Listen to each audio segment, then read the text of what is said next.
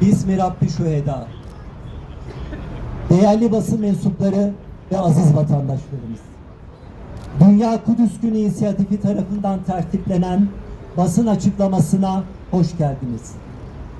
Bilindiği gibi Dünya Kudüs Günü 1979'dan bu yana tüm dünyada Müslümanlar ve özgür ruhlu insanlar tarafından yürüyüşler, basın açıklamaları ve salon toplantılarıyla ihya edilmektedir. Biz de bugün bu Siyonist elçiliğinin önünde Dünya Kudüs Günü İnisiyatifi adına rahmetli İmam Hümeyni'nin İslam ümmetine hediye ettiği bu aziz günü ihya etmek üzere toplanmış bulunuyoruz. Muhterem vatandaşlarımız ve değerli basın mensupları, hiç şüphesiz Dünya Kudüs Günü İslam'ın günüdür. Dünya Kudüs Günü İslam'ın diriliş ve direniş günüdür. Kudüs Günü Filistin davasının unutturulmasını önlemek için ilan edilmiştir. Mübarek Ramazan ayının son cuma günü Dünya Kudüs Günü'dür. Kudüs Günü İslam ümmetinin damarlarına direniş kanının pompalandığı ve Kudüs'ümüzün sadece direnişle kurtulabileceğinin ilan edildiği gündür. Müslümanların ve dünyadaki tüm özgürlük taraftarı insanların gündeminde geri sıralara düşürülen Filistin'de Kudüs meselesi bugün geldiğimiz noktada Aksa tufanı sayesinde yeniden insanlığın ilk ve en önemli gündem maddesi haline gelmektedir. Bu senede Dünya Kudüs Günü'nü Aksa tufanı savaşının ve Gazze'deki soykırımın 3. yılına girdiği, kumarbaz Trump ve Yezid Netanyahu'nun İran İslam Cumhuriyeti'ne ve Lübnan'a günlerdir vahşice saldırdığı ve Mescid-i Aksa'nın Siyonist rejim tarafından ibadete kapatıldığı kritik bir dönemde ihya ediyoruz. Bildiğiniz gibi Büyük Şeytan ABD ve Siyonist İsrail rejimi on binlerce masumun kanını döktükleri Gazze, Lübnan ve Yemen'deki katliamlarıyla yetinmeyip savaşı tüm bölgeye yayarak Batı Asya'yı ateş çemberine dönüştürmektedir. ABD ve işgalci İsrail'in 28 Şubat'ta İran İslam Cumhuriyeti'ne karşı başlattığı savaşta İslam İnkılabı rehberi İmam Hamenei ile aralarında masum kız çocuklarının da bulunduğu binden fazla Müslüman şehit edilmiştir. Zalim Amerika ve katil İsrail, İran'ı boyun eğmeye, teslim olmaya, barışçıl nükleer enerji ve kendisini savunacak balistik füzelere sahip olmaktan vazgeçmeye zorluyor. Tüm uluslararası hukuku ve BM şartını çiğneyerek bölgemizde Büyük İsrail'i kurmak istiyorlar. ABD ve Siyonist İsrail bölgemizde kendi kendine yeten, egemenliğini ve bağımsız ulusal kararını savunan, kaynaklarını koruyan, kapasitesini geliştiren, Amerika'nın kapitalist sistemine katılmayı reddeden, başta Filistin direnişi olmak üzere dünyadaki özgür ve ezilen halkları destekleyen ve anti-Siyonist Amerikan planlarına karşı sağlam bir bariyer oluşturan güçlü bir devletin, yani İran İslam Cumhuriyeti'nin varlığını kabul etmemektedir. Bunun yerine kontrol edilmesi ve yönetilmesi kolay, zayıf ve tükenmiş ülkeler ve devletler istemektedirler. Böylece işgal ve sömürge projelerini uygulamanın yolunu açmaktadırlar. İran İslam Cumhuriyeti onların bu zulüm çarkına çomak sokmanın ve 10 yıllardır Filistin Kudüs davasına her açıdan destek vermenin bedelini en ağır şekilde ödemektedir.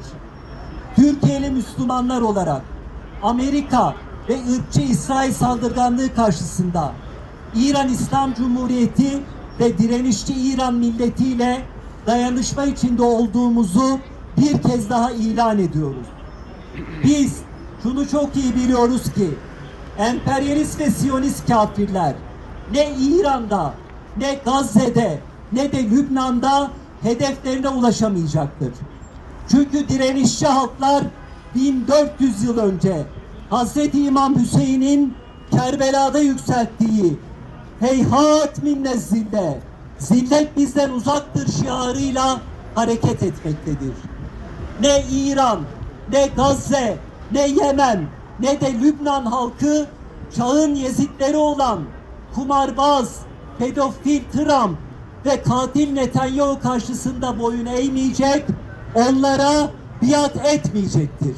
Bu arada Ayetullah Seyyid Müçteba Hamene'nin İslam İnkılabı rehberliğine seçilmesi dolayısıyla tüm İslam alemine, dünyanın özgür ruhlu insanlarına ve direnişçi İran halkına tebriklerimizi arz ediyoruz. Bu önemli sorumluluğun böylesine istisnai şartlar altında ve bu isabetli seçimle yerine getirilmiş olması, İslam inkılabının ve İslam nizamının temellerini sağlamlaştırmış, çağın mütecaviz tağutları olan Amerika ve İsrail'e büyük bir tokat indirmiş ve onları büyük bir hayal kırıklığına uğratmıştır. Yüce Allah'ın müminlere zafer vaadi haktır ve zafer yakındır inşallah. Bu sene Dünya Kudüs Günü'nde işgalci İsrail'in sonunun yaklaşmakta olduğunu ve Kudüs'ü kurtarmanın tek yolunun direnişten geçtiğini ilan ediyoruz. Bu vesileyle direnişçi Gazze, Batı Şeria ve Kudüs halkına, İran, Lübnan, Irak ve Yemen halkına selam olsun.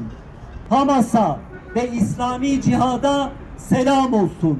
Başta Şehit Şeyh Ahmet Yasin, Şehit Seyyid Abbas Musevi, Şehit Seyyid Hasan Nasrallah, Şehit Fethi Şekaki, Şehit İbad Mugniye, Şehit Abdülaziz Errantisi, Şehit Salih El Aruri, Şehit İsmail Haniye, Şehit Yahya Simbar, Şehit Muhammed Taif, Şehit Ebu Mehdi El Mühendis ve direniş şehitlerinin seçkin yüzü Şehit Kasım Süleymani başta olmak üzere tüm direniş şehitlerine ve Kudüs yolunda canını feda eden tüm mücahitlere selam olsun.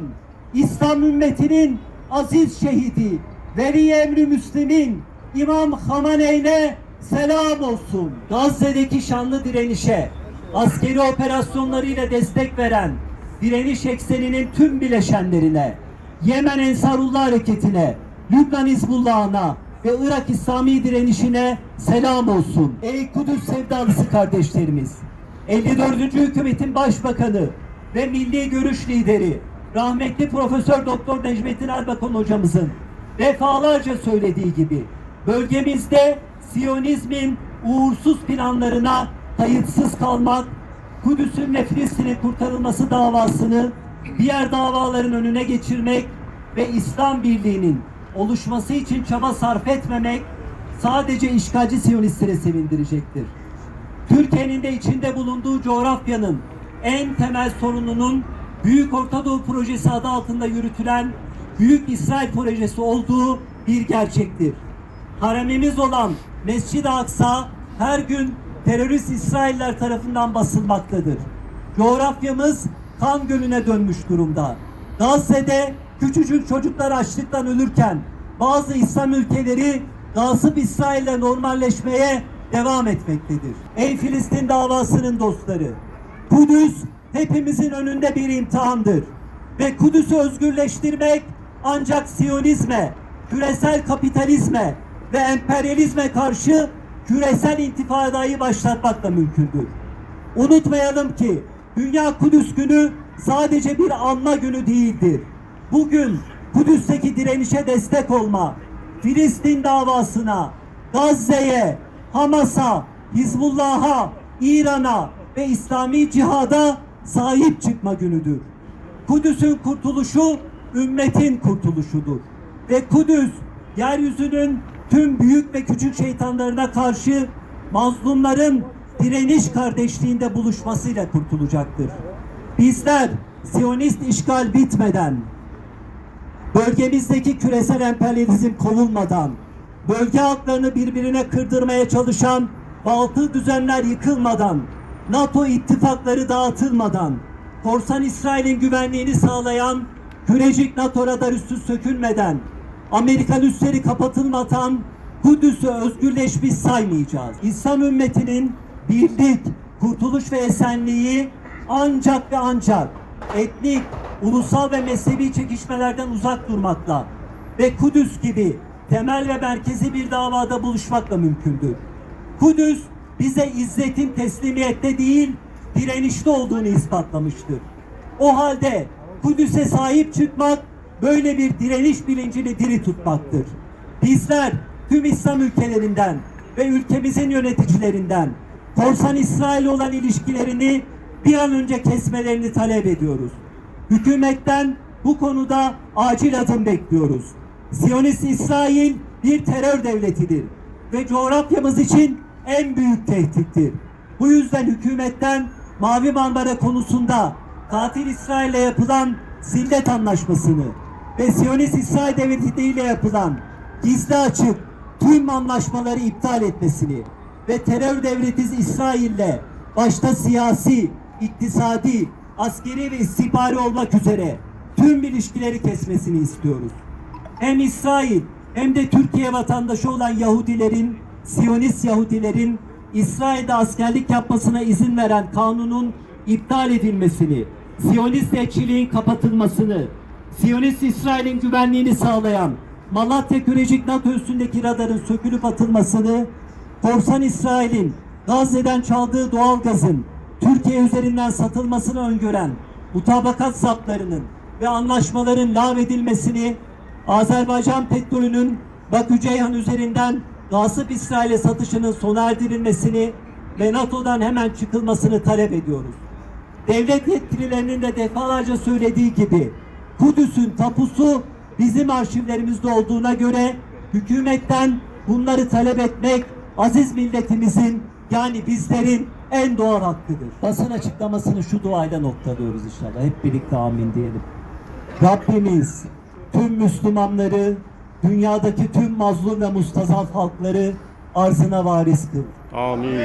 Müstekbirlerin saltanatlarını bizim ellerimizle devir. Amin. Zalimlerden intikamını bizlerin eliyle al. Amin. Hepimize en kısa zamanda Özgür Kudüs'te ve Mescid-i Aksa'da buluştur. Amin. Münci alemin zuhurunu tez eyle. Amin. Yaşasın Özgür Kudüs, yaşasın Filistin, kahrolsun Amerika, kahrolsun İsrail. Kahrolsun Amerika, kahrolsun İsrail, kahrolsun Amerika, kahrolsun İsrail.